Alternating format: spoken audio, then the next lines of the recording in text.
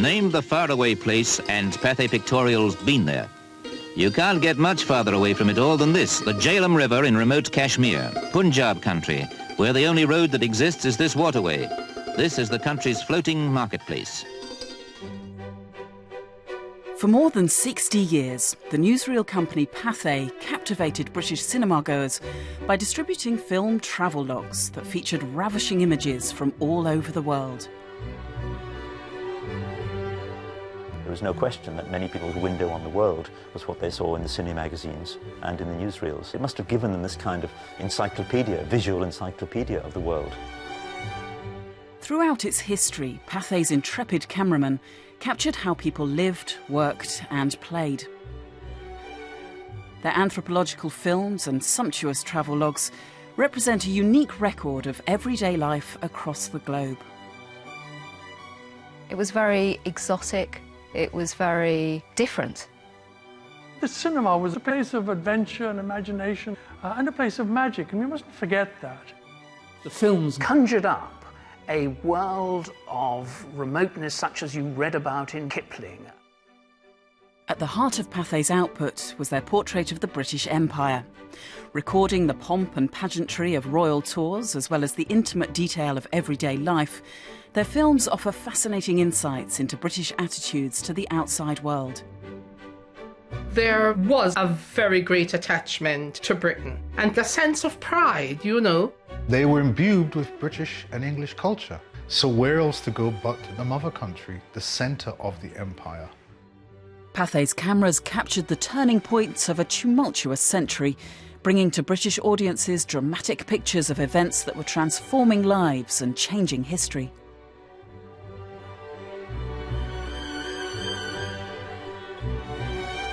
It is very important to document what you've done, these wonderful moments in people's lives.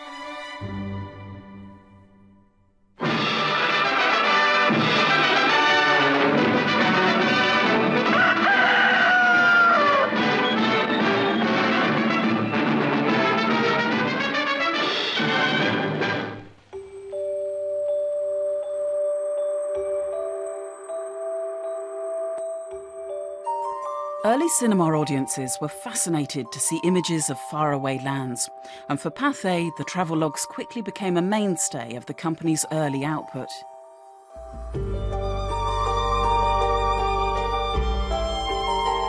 Before the cinema was invented, those intrigued by foreign cultures would attend lectures, illustrated with colour slides projected by a device known as a magic lantern.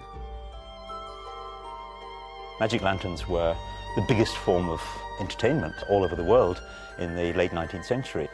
You could pop round to your local church hall or theatre and you could see a journey. You could be taken on a journey by somebody who knew. It's really not very different from travel today, where you get a guide showing you around. The appetite for this kind of armchair travel shouldn't be underestimated. I mean, there were hundreds of thousands of homes that had their own lanterns. So in a way, early cinema had to sort of prove that it could do the job as well. But the pioneers of cinema had an advantage over the rudimentary projection of the magic lanterns.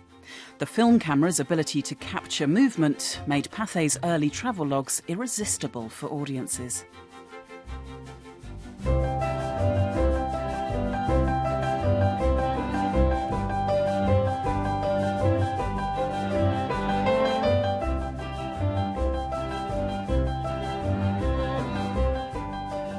They are like a series of picture postcards, and that's very much sort of the instructions that the cameraman will have been given. Go to such and such a city, here are the 4 or 5 highlights, make sure that you've actually got the views. But a lot of it is about what was most visually significant, that people would say, oh yeah, so it's Paris, it's the Eiffel Tower, it's London, it's Buckingham Palace. A more common subject really was the lure of the exotic East or somewhere in the colonies. Pathe, of course, were producing for a worldwide audience, and they had a network of branches around the world. So very often they could hire a local cameraman to go and shoot something that would then be sent back to head office and turned into a film which could be shown in Britain or in America. From its inception, Pathe was an ambitious company. Surprisingly early in its history and ahead of its competitors, its founders pushed the boundaries of cinematic technology to achieve astonishing results.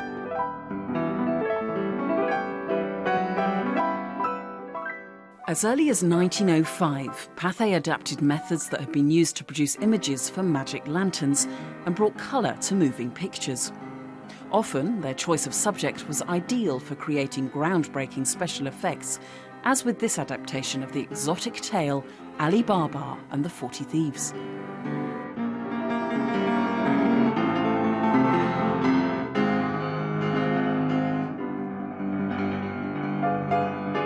Colour was one of the things that early film really lusted after. Now, this isn't colour that comes through the emulsion on the film. It's applied, painted colour. It was incredibly expensive. You had to pay somebody to colour each frame. It's quite bright, could be very bright indeed. And of course, it didn't pick out all the details, but it was very striking. So what people were seeing when they saw a Pathe coloured film was a very vivid representation of the world, moving and in colour. During the first 2 decades of its operations, Pathe steadily expanded its repertoire, bringing a wonderful array of vibrant images to British audiences, showing everything from the lives of weavers in Spain and fishermen in Sicily to the traders plying wares in the bustling bazaars of the East. But experiments with special effects and colour were costly, and the bulk of Pathe's output remained in black and white. In the early years, there was one subject which dominated the British newsreels. Cinemagoers avidly consumed news of the royal family, in particular their activities abroad. In 1911, Pathe followed the royals to India when they were attending the Delhi Durbar, a celebration of the coronation of King George V. Thousands turned out to catch a glimpse of Britain's king and queen, the Emperor and Empress of India. It showed the East as a sort of exotic place where bizarre and wonderful things happened. And there's really no attempt to explain this, but it just looked great. The royals themselves saw the potential of the newsreel camera and journalism and how it could extend their authority as rulers of the British Empire. This was the beginning of a long-standing relationship between Pathe cameras and the British monarchy. From the deserts of Africa to the snows of Canada, generations of royals would be filmed as they traversed Britain's global empire. Pathe followed the Prince of Wales on a worldwide tour that began in 1919. Wherever he went, he was faced by cheering crowds and elaborate ceremonies. There's a wonderful irony here because we see the Prince of Wales being greeted and welcomed everywhere, and indeed with great enthusiasm. He shakes so many hands that, in fact, he's unable to use his right hand. You can see him shaking hands with his left hand frequently. But actually, he's loathing this experience. We know from his diaries how much he disliked these tours and tried to get out of them as far as possible. Such expeditions created a vogue among the well-heeled to follow in the footsteps of the royals and travel abroad. At the same time, advances in aviation opened a world of new possibilities for the enthusiastic tourist.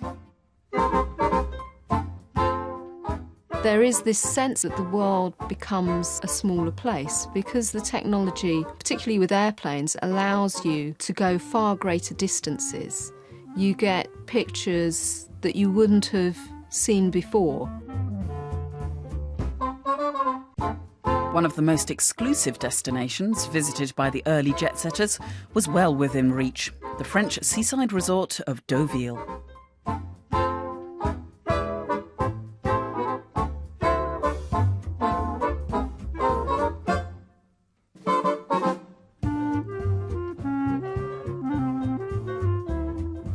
Deauville was a very elite, selective area in which you could do horse racing and visit the beach. So it was very exclusive.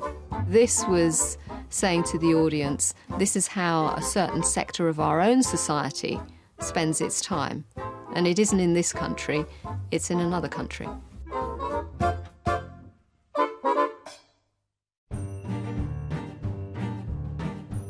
interest in foreign travel was by no means the sole preserve of the wealthy. A new generation of adventurers took advantage of the increased mobility of the age by journeying into the wilds by car, boat, or even motorcycle. Pathe's cameras followed these two bikers as they ascended 8,000 feet to the summit of Mont Brevon near Chamonix in southern France. When you think about how long ago these clips were made and the shock of some of the places and some of the things that these adventurers were looking at and sharing with the audience, it must have been fascinating to watch. What's lovely about all these old Pathe films is, how they must have inspired people. So you can imagine how many hordes of people must have travelled because of watching these clips, and that's kind of exciting, isn't it? People are interested that you have a camera, so that they come and they talk to you, so it opens up doors, and there's a real inquisitiveness there, and in a lot of places they're just interested about what's going on in the village before. So, if you're a traveller, you need to be able to spread a little gossip with you.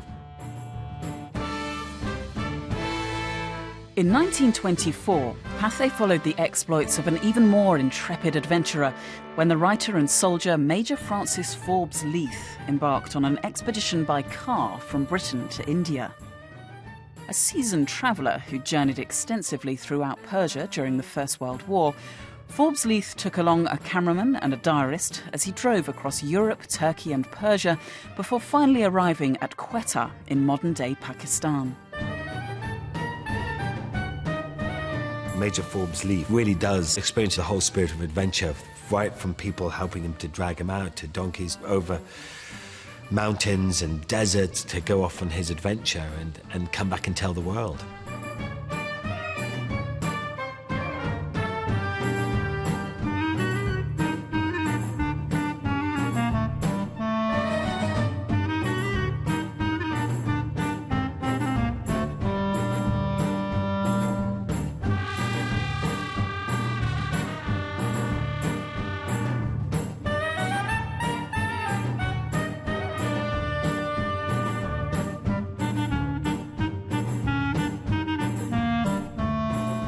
When you see his adventures, they're not that far away from what people like to do now. Programs like Top Gear, and, the Dakar Rally.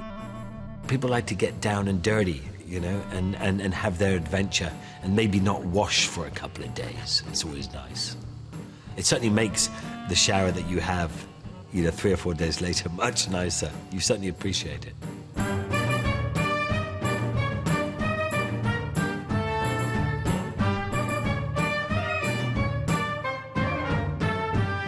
Forbes Leith covered 8,527 miles in just over 5 months.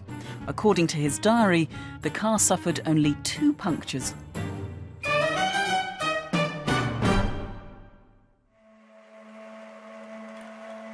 Pathe's camera crews travelled ever further as they sought to satisfy the appetites of British cinemagoers for images of unfamiliar people and places. In 1929, audiences were gripped by this film, recording a journey through the island of Borneo. The expedition brought the film crew into close contact with a then unknown tribe, a people inaccurately described in the film as pygmy cannibals. Some of those images are incredibly ethnographic. The actual raw footage is fantastic. They really were the explorers of the 20th century. They were the people going there intrepidly, getting the shots, and finding ways of getting it back to Europe. There are very rare and valuable images now, even though they might have been compounded into something which is a bit crass in the way that it's presented. Let's say you're seeing a tribal group sitting down to a rather unappetizing looking meal, and the title would say something like, "Not quite like tea at the Ritz." But it is a way of making a connection with the audience. These intriguing and occasionally shocking images were very different from what people had grown to expect to see at the cinema. The appeal of ethnographic films encouraged Pathe's filmmakers to journey to ever more remote corners of the world. In the early 1930s, they travelled to the Australian outback to study the lives of the Aboriginal peoples. Entitled The Stone Age Men of Australia, this film follows the work of a group of anthropologists from the University of Adelaide. Many of these natives had never seen a white man and bolted when the aeroplane landed. Little do they realize that they are going to be measured and studied to satisfy the ends of science the world over. To create a friendly atmosphere, a glossary of names is taken by means of signs. He now becomes a numbered specimen, and measurements are taken of his head.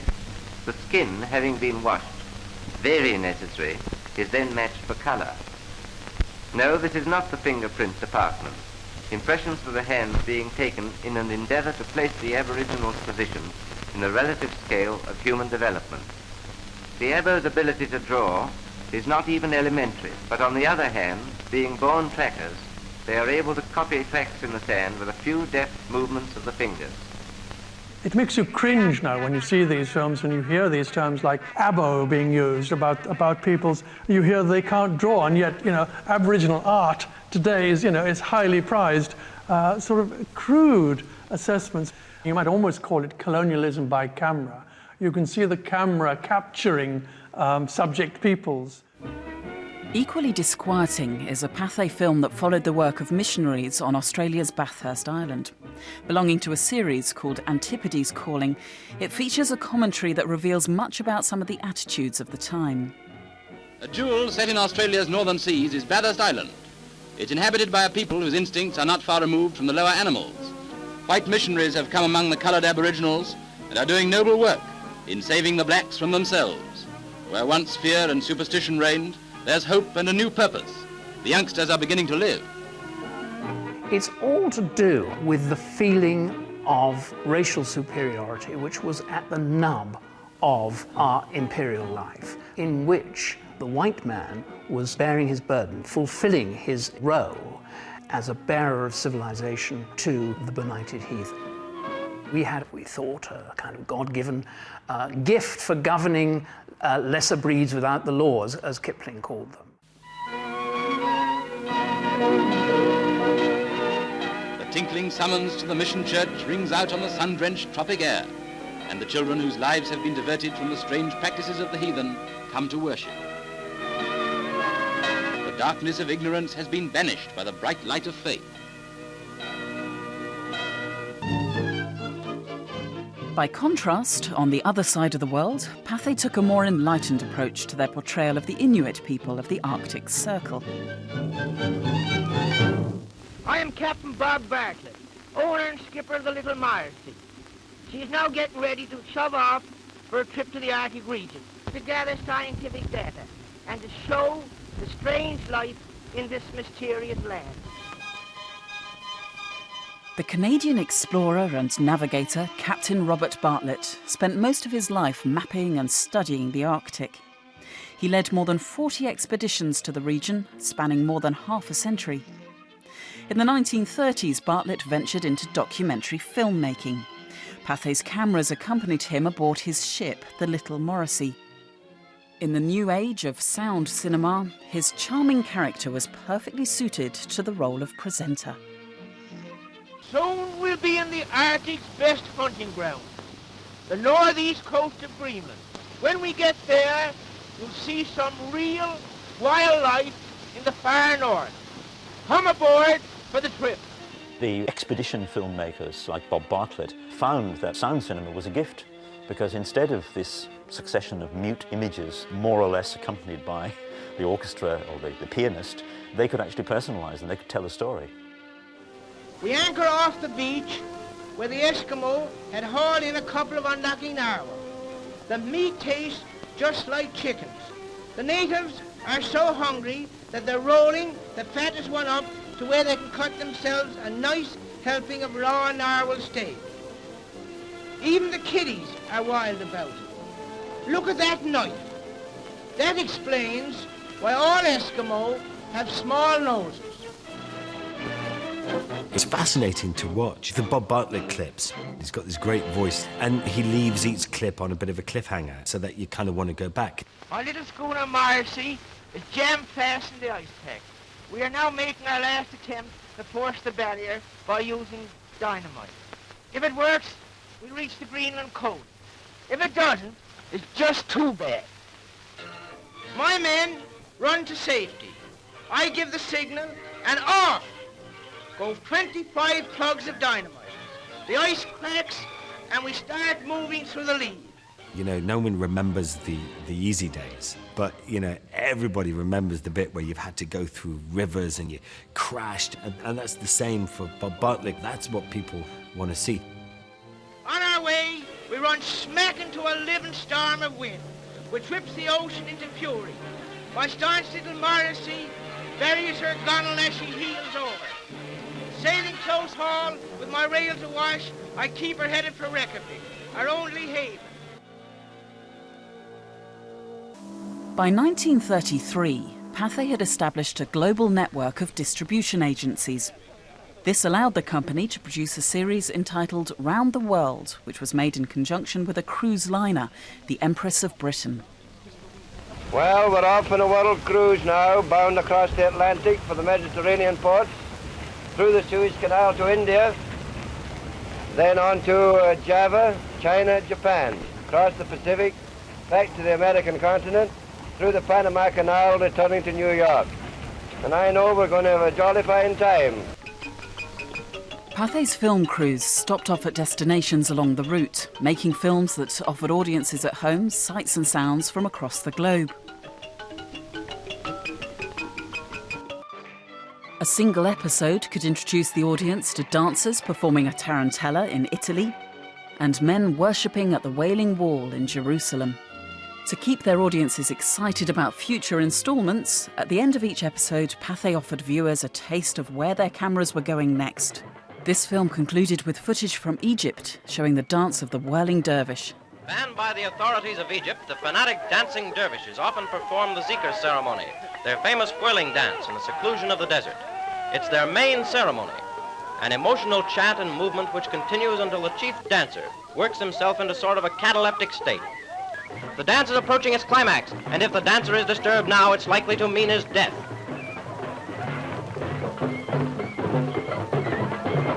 It's a great life if you don't weaken or slip. The series enabled Pathe to thrill audiences with previously unheard sounds from far-off places and allowed them to show off the technical skills of their camera crews, as with this daring footage of acrobatic surfers in Hawaii.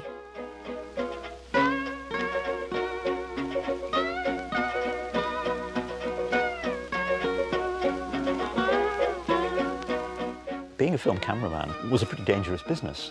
I mean, you really were out there with equipment which was quite rugged, but it needed looking after, and you had to be absolutely self-contained. It was a small, tight unit, and the cameraman did everything.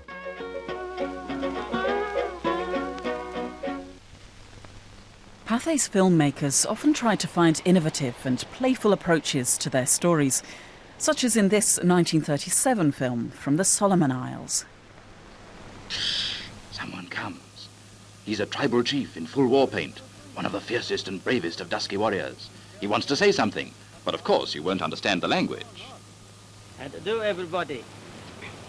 35 years ago, my grandfather was one of the great headhunters in the islands of Rovian, and also my father. By the coming of the Methodist missionaries in the Solomon Islands 35 years ago, they show us a new life of civilization, and we are able to sing and to play games and also to play musical instruments. In the 1930s, when these films were made, the British Empire covered a quarter of the globe. For the most part, Pathe's filmmakers were enthusiastic champions of Britain's imperial ambitions. Several films show how the Empire imposed British culture and values on the colonies and demonstrate how commercial opportunities were being exploited by British settlers.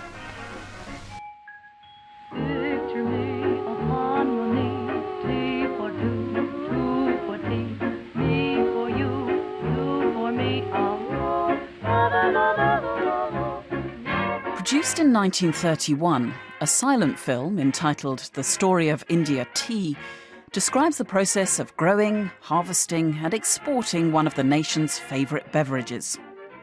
But when they examined the lives of India's tea pickers, the filmmakers were economical with the truth. The British tried their best to demonstrate that whereas other empires were exploitative and so on, the British Empire really stood for freedom. It was the greatest thing since the Roman Empire, and it was going to go on in perpetuity.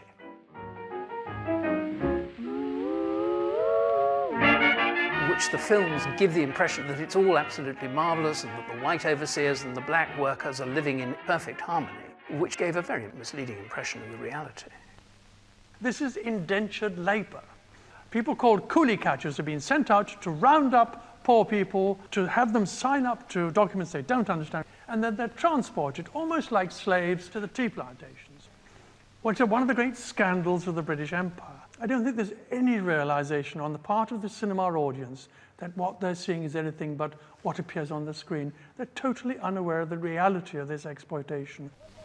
By the time Pathe's film on the tea industry was made, opposition to empire was intensifying, and Mahatma Gandhi's campaign for civil disobedience was gaining ground. Everything changes with the arrival from South Africa of this young Indian lawyer, Mr. Gandhi, the man that Churchill will call the half-naked, seditious fakir. This is the man who will energize the protest movement and turn it away from violence in a quite remarkable, unique way. The British authorities had no idea how to handle Mahatma Gandhi. They simply saw him as a subversive agitator. So every so often they'd put him into prison. And he'd spend 4 or 5 years in prison, he'd come out, and he'd start all over again. But films of these protests were seldom shown in British cinemas. All we see from Pathe are perhaps the meeting of the Chamber of Princes. We see delegations from London. We do not see what's actually happening in the streets. We do not see that the authority of the British Raj is being wonderfully subverted. The only hints we get of it is when we do see Gandhi surrounded by enthusiastic followers. Eventually, we get the British admitting that they are no longer going to be able to rule India forever, and they agree to start giving Indians shared government from 1935 onwards. So the writing clearly is on the wall. India will have independence, but not yet. And then, of course, the Second World War comes up and everything changes. When war was declared on Germany in 1939, Britain's colonial forces, including the Indian Army, were mobilised. The focus of Pathe's overseas operations shifted dramatically. Beautiful images of exotic travelogue destinations were replaced by scenes of violence, devastation and destruction. From the four corners of the earth they come, men from the far-flung British Empire upon which the sun never sets. African troops of the desert lands are in the front line in the defense of democracy. They are not conscripts, but volunteers who have found the Union Jack worth living under and worth fighting for. They join the people of the other colonies and dominions in the great march towards a free world. From the front line in France to the battlefields of Burma, the colonial forces played a crucial role in Britain's defence. The Indian Army was the largest volunteer force ever assembled, with more than 2.5 million Indian troops fighting for the Allies. But after 6 years of fighting, the loyalty that was shown to Britain by these volunteer soldiers was wearing thin. It was a terrific blow to Britain. Even though we came out victorious, many people who'd fought came back and found that what they thought that they were fighting for, which was freedom and independence and so on, was being denied them. There's not only, of course, Indians, you had West Africans and you had other people from the colonies, all supporting the British war effort at great cost to themselves. They expected some sort of reward for this. With the war over, British rule in India was unsustainable and independence was back on the agenda. In 1947, Britain's Labour government agreed to relinquish its grip on the jewel in its imperial crown. The end of empire is about a decline in British power and Britain's world role. But if you watch Pathe newsreels, you'd never guess that. They're all very, very upbeat about independence. In Delhi, tumultuous crowds filled the streets, celebrating, singing and laughing. Police were called out many times to restore order, where everyone ran wild with joy. Part of the message is that this has been long planned. It's like the culminating moment. And there's very little reference to the anti-British resistance in India, the nationalist movement. So it's almost like the newsreels present this as a British initiative rather than that the countries have fought to get their independence. Actually, we couldn't hang on to India, that was the truth of the matter, and so the newsreels were essentially, in portraying it as a triumph, they were misleading.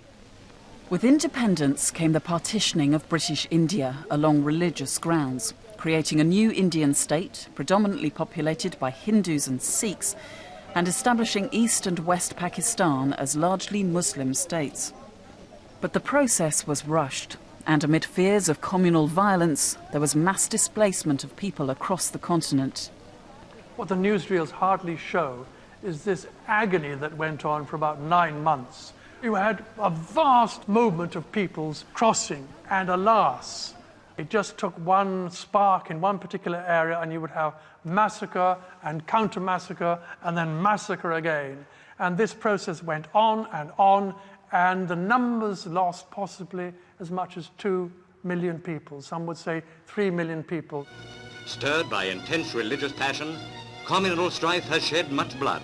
It still continues. But India's future welfare largely depends upon communal harmony. Can Hindus and Muslims live peacefully together? During the past 200 years, the British gave India law and order. They built roads and railways. They irrigated the lands. Britain has fulfilled her mission. It is for India herself now to make her destiny. As Britain began its long retreat from empire and entered into new relationships with its former colonies with the establishment of the Commonwealth, Pathe's foreign coverage began to change. By the late 1940s, the company tried to cheer up audiences in a Britain of ration books and austerity. Light-hearted travelogues were Pathe's response to the country's post-war gloom. One of their films featured the work of a new company which used converted military aircraft to ferry passengers and their vehicles across the Channel. Europe was once again a holiday destination rather than a war zone. No need to thumb a lift in these motor scooter days, especially when a girl's heading for something really uplifting. Jill, June, Jane and Jean, like all jays, are migrating birds. They're scooting off for a half-day holiday in France. Neat little models, eh? 12 stone, that's all they weigh. And what a chassis to delight the eye. The scooters, we mean. More motorcyclists are going for a spin across the briny than ever before. It's an idea which appeals to a girl who's slender in the purse as well. Under a £5 is all it will cost each of these lovelies to take her scooter to the continent and back. For many people watching in the cinema, a trip to the continent costing a week's wages was beyond their means. Even so, films featuring young and attractive people and a relentlessly upbeat commentary offered a welcome escape from ordinary life. It's one thing for a girl to go places fast. It's quite another for her to make up her mind just where to go. But all ways in France are pretty inviting. They're not due to return home for 5 hours, so if it's touring they want, they'll be able to cover 180 miles at a steady 45 and still have time for a stroll along the plage. With the advent of charter flights in 1950, it was the French island of Corsica in the Mediterranean that became the destination for Britain's first package holidays. In the same year, Pathe produced a film entitled Corsica Holiday, a travelogue with dramatised sequences that tells the story of a young British woman swept up in a holiday romance. What do you do? Michel asked in comic English. I tried to demonstrate that I was a secretary, but he couldn't get it. So out came my phrase book, and after that we got along fine. Ours was a perfect holiday friendship. We talked a lot, went for long walks in the eucalyptus forests, and made plans to meet again sometime. Yes, we were becoming fond of each other. Perhaps that was the best day of all. The sea roared and the sun shone. We seemed to be the only people left in the world. Another romantic couple featuring prominently in Pathe's films at this time was the newly crowned Queen Elizabeth II and the Duke of Edinburgh. From November 1953 until May 1954, the young couple embarked on a royal tour of 12 Commonwealth nations. Pathe's cameras recorded in radiant colour the royal couple's progress as they received rapturous welcomes everywhere. newsreels go in for spectacles, and there's nothing like a celebration or a centenary or an anniversary or something of that kind, with the flags and the drums and all that colourful spectacle. The Queen was the best advertisement for Britain that you could possibly have, particularly because she didn't look like an advertisement, she looked like herself. She gave a positive impression, she was wholesome. Royalty reinforced both local patriotism, British patriotism, but it reinforced Commonwealth patriotism. It's a very youthful, fresh kind of image, and the idea is that Britain is being rejuvenated. There's been a long period of austerity following the war, but now we're moving beyond that. And the spectacles that get laid on for her, military spectacles, horse racing, dancing. It looks like the royal tours had looked before the Second World War. And there's a kind of confidence, and it's called the New Elizabethan Age. So it's brilliant publicity. Since the first Elizabethan age, when British eyes first saw the Caribbean waters lapping these sands, a reigning British sovereign had come for the first time to the shores of Jamaica. I remember as a child when the Queen and the Duke of Edinburgh visited Montego Bay, and all the schools were mobilized to line the streets and wave flags. Down from the Blue Mountains, people's coming. From the sugar plantations, from the jungle, from the swamps. It was a morning none of us will ever forget. That bright morning when we come to greet our own reigning sovereign on our own soil.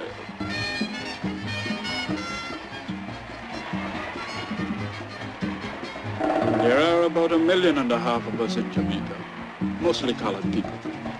But many of us are from England, Scotland, Wales, and Ireland. Also Jewish people, people from Europe, from Spain, and many from Africa. But for all of us here in Jamaica, there is but one queen, the young Mrs. Queen Elizabeth. There was, in fact, a very great attachment to Britain. And a pride, a sense of pride, you know. There was a feeling of mother country. So there was that great link to empire.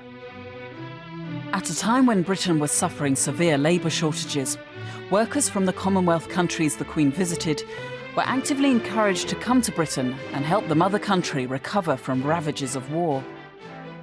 The Empire Windrush brings to Britain 500 Jamaicans. In Jamaica, they couldn't find work.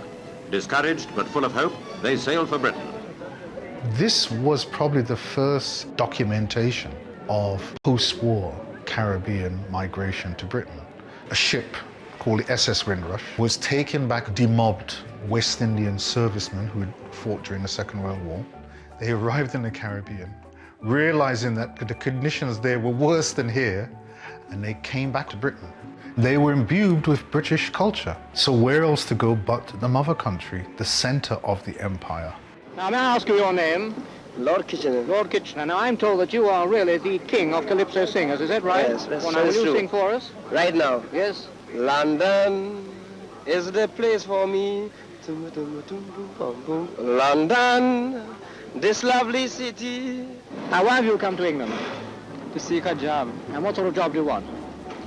Any type, so long as I get a good pay. Post-war Britain was in a bad way. A lot of these people had been invited. So you had a government who needed migrant labor, yet it hadn't really dealt with it in terms of its electorate about these people were arriving. They had fought for us and died for us in the war, but now they wanted to come back as immigrants? Oh no, we can't have that. So there was a lot of racial tension. There were government initiatives to help integrate migrants into their new homeland. In 1955, Pathe's news cameras captured couples attending a dance that was open to everyone. And in subsequent newsreels, their commentaries often emphasised the positive aspects of integration. There's no colour problem at Ring Cross Infant School. Mrs. Yvonne Connolly has to be thanked for that. But there's an awful lot of love, most of it for her. When Jamaican migrant Yvonne Connolly became Britain's first black female head teacher, Pathe covered the story, but left out the racist threats that followed her appointment. I think I was about the only head teacher who had a minder to take me into the school on the morning because they had threatened to burn the school down.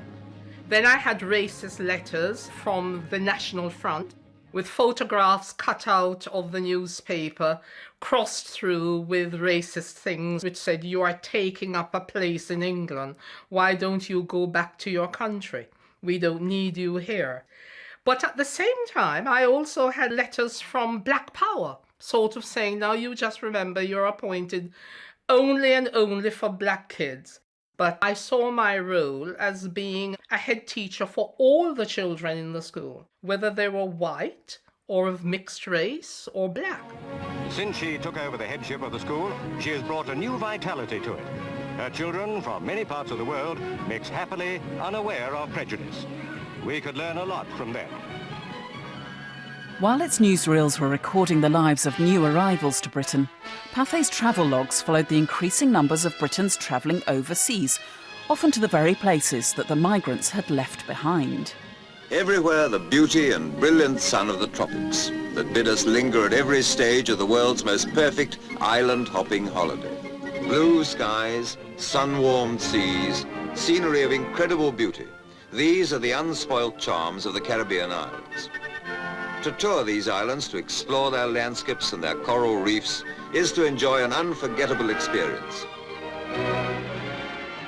Throughout the 50s and 60s, Pathe produced scores of short colour travelogues presenting the tourist destinations now available in an era of mass air transit. From Acapulco to the Alps, Pathe's cameramen tried to capture every distinctive quirk or curiosity. One cable railway can take you to the very summit of the ice-clad Stockhorn, but without needing to walk or climb a tricky step. You can go even further by Snowcat, and all you need is a nose shield. There are other attractions on the continent, for example, the food. And here in the lovely Dutch town of Alkmaar, we find a gourmet's paradise, the Friday cheese market. But don't mention it to a mouse. Song, wine, and women. Wine, women, and song. That's the Vienna story. Anton Karas and his zither might still be here. Anton Karas? What have I said? These colourful films helped to popularise foreign travel. By the late 60s, the number of Britons going abroad each year had soared to 5 million. And 1967 was named the International Year of the Tourist. Our visit now is to the island of Grand Cayman, but with another camera to keep an eye on our cameraman, for this romantic setting is known as the Island of Women. After cribbing some of their trade secrets, we thought it only fair to pass on some of ours. As foreign holidays became more accessible, Pathe's travelogues expanded. Many became thinly disguised adverts after Pathe offered high-profile businesses the chance to promote themselves on the big screen in return for sponsoring their films. This one, made for the British Motor Corporation, extols the joy of a driving holiday through Switzerland in a Wolseley 1500. We were soon ascending the Schwargau Pass, which, long as it is, was no trial for the Wolseley 1500 which swept up it. Many multinationals and industrial corporations were seeing film as a means of public relations. And every firm in Britain, from the big nationalised companies to small companies, feel that they should have their own little cine magazine.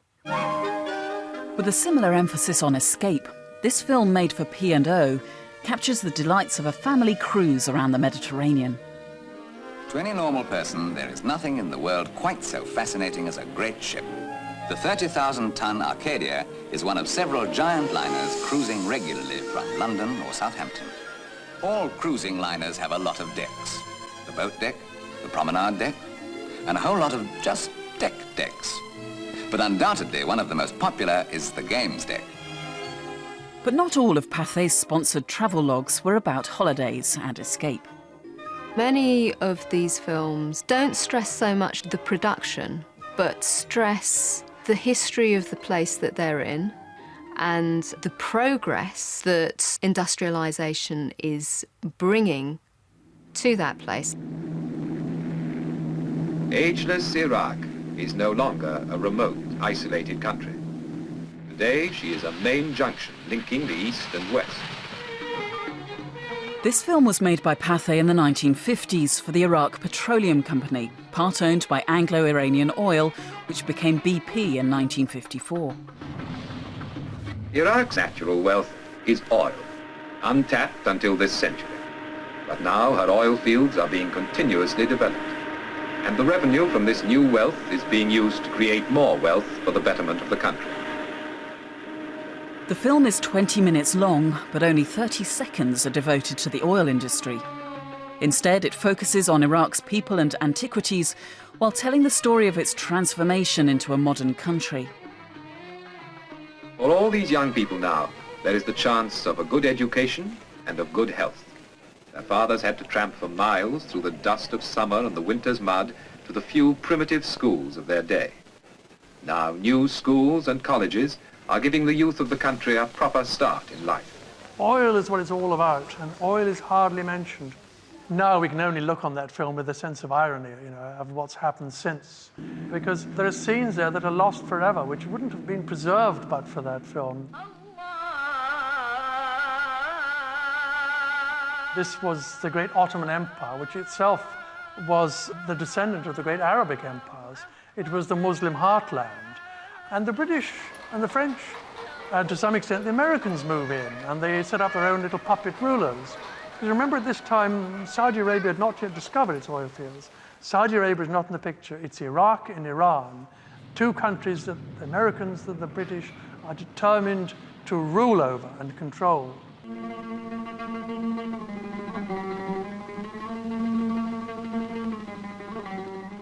Within a few minutes flying time of Basra is a strangely different world. You're back in another age.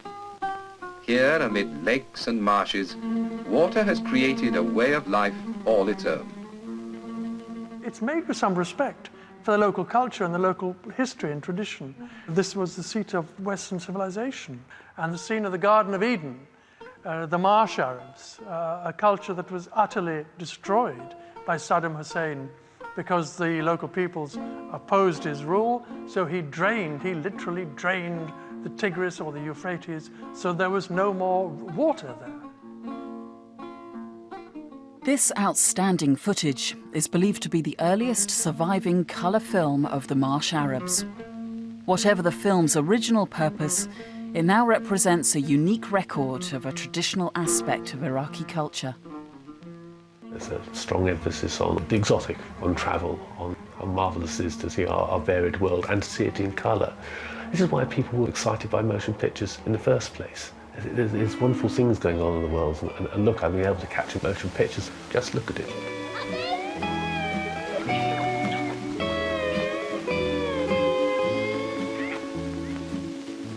Pathe's filmmakers invariably captured wonderful images, but their reporting of pressing political issues was far more uncertain.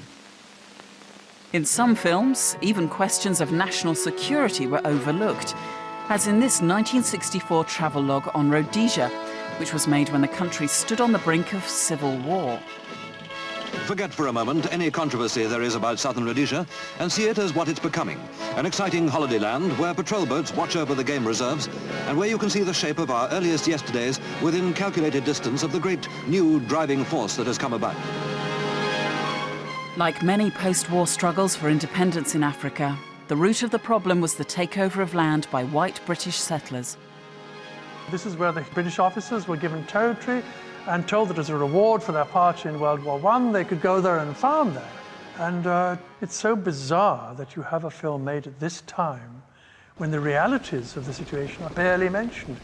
Just weeks before this film was released, the murder of a white farmer triggered the civil war that would continue until 1980, when Rhodesia finally became the Republic of Zimbabwe. But the travelogue simply highlights the attractions for holidaymakers, and the conflict is entirely ignored. These tribesmen live now on the tourist trade, in villages some of which were only built when the Kariba Dam flooded 2,000 square miles of their jungle. He's the man who makes the jungle drums, chipping them out of solid logs. But that's a craft that will never be lost, because the drum is something that the Africans have given to the whole grateful world. The drums and the most ancient modern rhythm of the dance.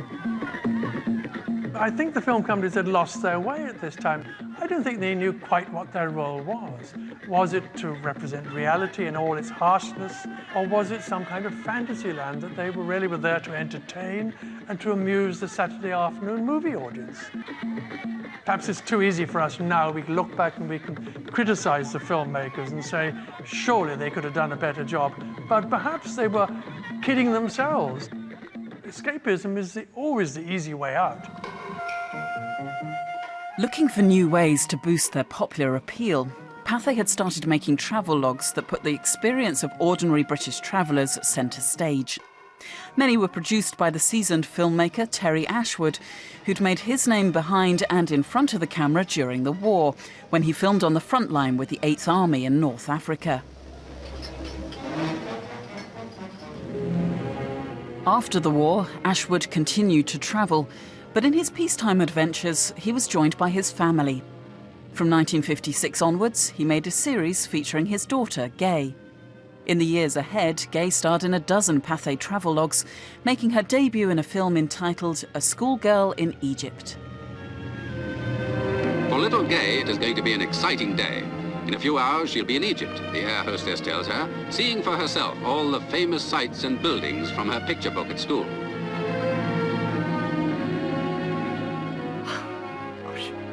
My father had this big fascination with Egypt because of his war time, and he always wanted to go back to the desert, and he wanted to take his wife and daughter to show part of what he'd seen, and he decided that it would be a nice touch to have his daughter growing up seeing the world, and it progressed from there.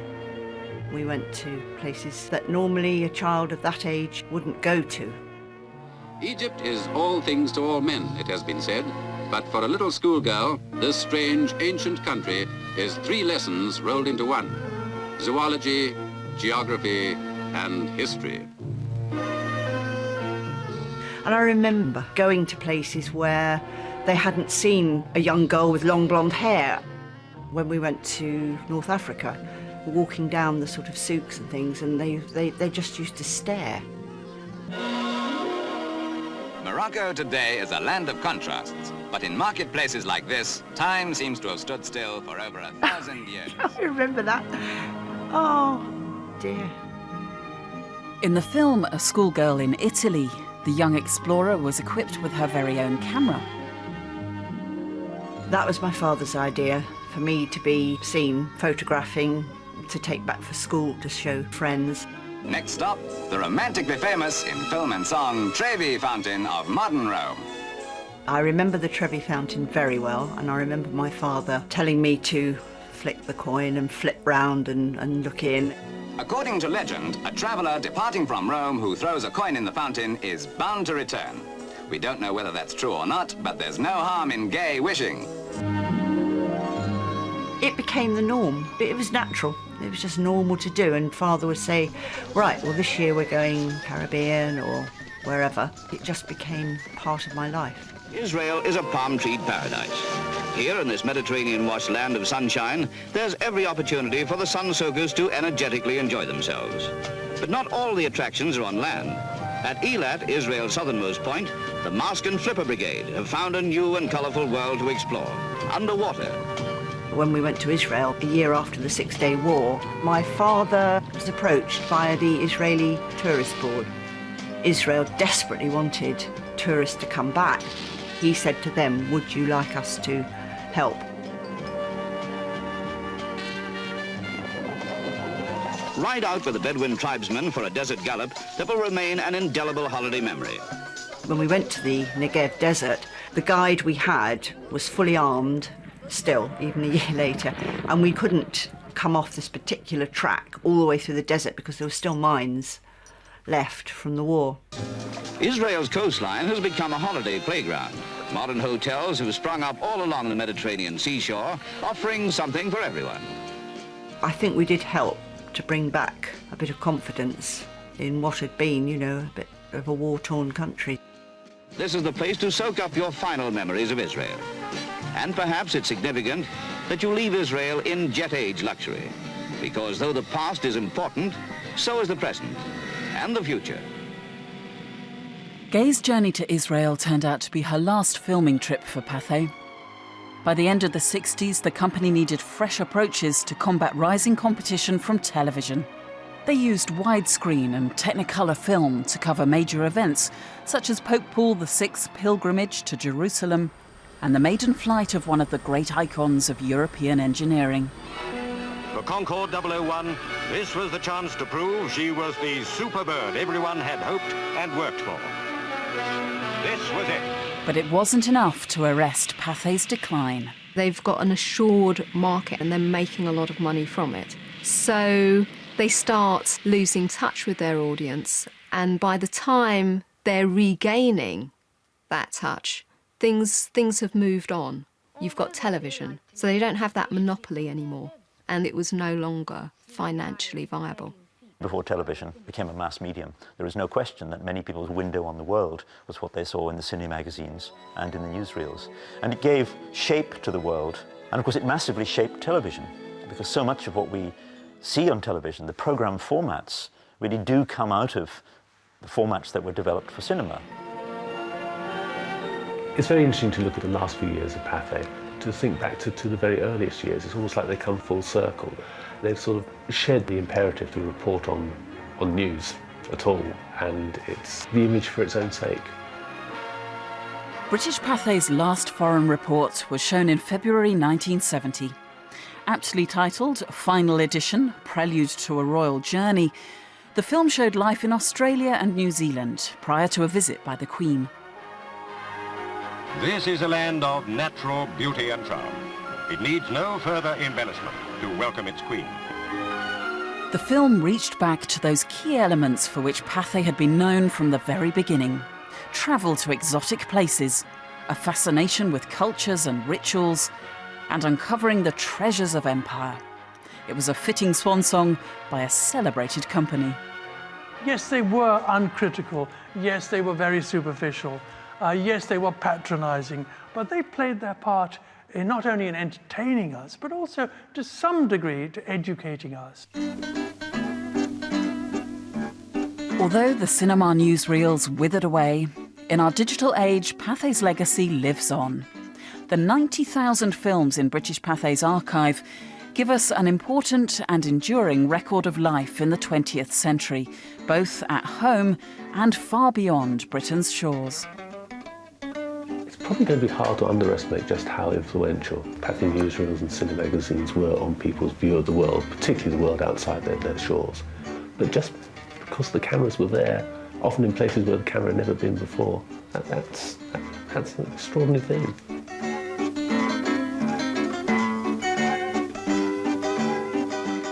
Oh, Pathe doesn't end, newsreels don't end, cinema magazines don't end. They just get recycled.